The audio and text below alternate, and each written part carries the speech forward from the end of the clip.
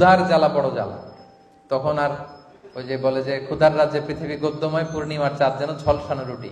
তখন ক্ষুধা লাগলে পদ্য গদ্য হয়ে যায় আর আকাশের চাঁদের নান রুটি মনে হয়। সেই খাদ্যের সংকটটা কিন্তু অনেক বড়। আমাদের বাংলাদেশে এখন এই সংকট দেখা দিচ্ছে। আল্লাহ তাআলা এই সংকট থেকে আমাদেরকে হেফাজত করুন। হসপিটালিটি, আপ্যায়ন করা, মেহমানদারি করা। রাসূল সাল্লাল্লাহু আলাইহি ওয়াসাল্লাম বলেন, মান কানা ইউমিনু বিল্লাহি ওয়াল ইয়াউমিল আখির ফালিয়ুকরিম দাইফা, যে আল্লাহ বিশ্বাস করে, আখিরাতে বিশ্বাস করে, সে যেন মেহমানকে সম্মান করে। সো আপনি যদি মেহমানদারি করান, তার সাথে আপনার সম্পর্ক বেড়ে যাবে, এটা স্বাভাবিক। আমার দিকে তাকান সবাই, একটা জিনিস দেখাই আপনাদেরকে। তাকিয়েছেন সবাই? আরব দেশে একটা কথা বলে যে এইখানে পৌঁছতে চাইলে আগে এইখানে পৌঁছো। আই রিপিট, আরবরা বলে এইখানে ঢুকতে চাইলে আগে এখানে ঢুকো, মানে হৃদয়ে পৌঁছতে চাইলে আগে পেটে ঢুকতে হয়। আমাদের এলাকায় একটা কথা বলে যে বাসনে ভাত না থাকলে ভাষণে পেট ভরা না। আপনারা প্লেটে কি বলেন আঞ্চলিক ভাষায়? আমাদের এলাকায় বলে বাসন। হ্যাঁ, বলে না? থালা বাসন বলে না? এই যে, তো বলে যে বাসনে ভাত না থাকলে ভাষণে পেট ভরে না, পেটে খেলে পিঠে সয়। তো আপনি, আরবরা বলে যে এইখানে কেউ ঢুকতে চাইলে আগে তার এখানে ঢুকো, কারো হৃদয়ে স্থান করে নিতে চাইলে আগে তার পেটে স্থান করে নাও, মানে তাকে আপ্যায়ন করো। তো আল্লাহর হাবিব সাল্লাল্লাহু আলাইহি ওয়াসাল্লাম যে বলেছিলাম যে তিনি নবী হওয়ার আগে ওনার 5টা বিশেষ গুণ ছিল, এর মধ্যে একটা ছিল তাকরিউদ দাইফ, মেহমানদারি করাতেন। তিনি সবসময় তিনি মানুষদেরকে কি করাতেন? মেহমানদারি করাতেন। এবং তিনি মদিনাতে যে, সুবহানাল্লাহ, মদিনাতে হিজরত করে যে তিনি 4 বাক্যের একটা ঐতিহাসিক ভাষণ দিয়েছিলেন। এই জাস্ট তিনি মাইগ্রেট করে পৌঁছলেন।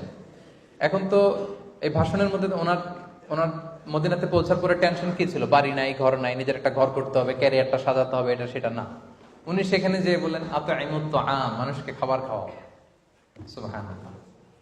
4টা বাক্য বলেছিলেন। কি বলেছিলেন? আফশুস সালাম, বেশি বেশি সালাম দাও। লম্বা হাদিস, আমি অর্থটা বলছি। আতঈমুত তাআম, খাবার খাওয়াও। ওয়াসিলুল আরহাম, আত্মীয়তার সম্পর্ক বজায় রাখো। ওয়াসাল্লু বিল্লাইলি ওয়ান নাসু নিয়াম, সবাই যখন ঘুমায় তখন নামাজ পড়ো।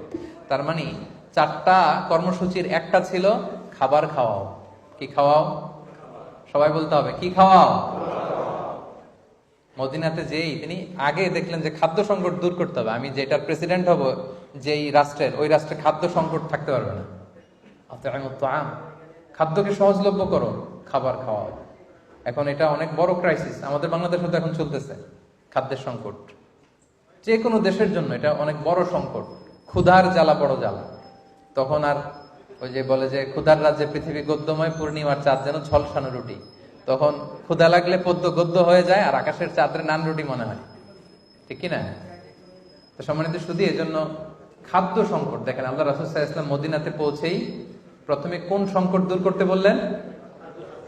খাদ্য সংকট। সেই খাদ্যের সংকটটা কিন্তু অনেক বড়। আমাদের বাংলাদেশে এখন এই সংকট দেখা দিচ্ছে। আল্লাহ তাআলা এই সংকট থেকে আমাদেরকে হেফাজত করুন। এই যে নানান ধরনের কথা শোনা যাচ্ছে যে বেগুন দিয়ে বেগুনি না বানিয়ে তারপর কুমড়া দিয়ে বানানো, এই যে পরামর্শগুলো আসতেছে কি কারণে? সংকট। We are in crisis. এটা কিন্তু ডেঞ্জারাস। কোন দেশ যখন দুর্ভিক্ষের দিকে যায়, এটা যে কতটা ভয়ঙ্কর এটা কল্পনা করা যায় না। আমরা আজকের এই প্রোগ্রাম থেকে দোয়া করি আল্লাহ তাআলা যেন আমাদের দেশের এই খাদ্য সংকটকে তিনি দূর করে দেয়।